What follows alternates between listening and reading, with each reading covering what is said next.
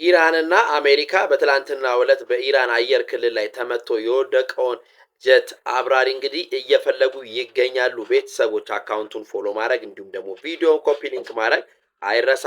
በትላንትናው ዕለት እንደምታውቁት እንግዲህ የአሜሪካ ኤፍ-15 የተባለ የጦር ጀት ተመቶ በኢራን ክልል ላይ መውደቁ ይታወቃል።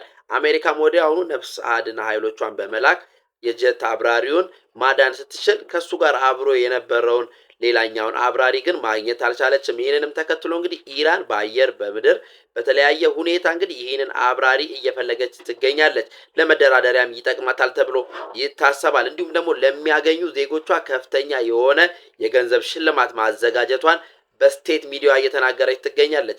አሜሪካም እንዲሁ እንግዲህ ይህንን ጀት አብራሪ እንግዲህ በአየር በሰማይ እየፈለገችው ትገኛለች። ማን ቀድሞ ያገኘዋል ብላችሁ ትገምታላችሁ? ሀሳብ አስታችሁ በኮሜንት ሴክሽን ላይ ጻፉ። ቤቱን ፎሎ ደግሞ ማድረግ አይረሳ።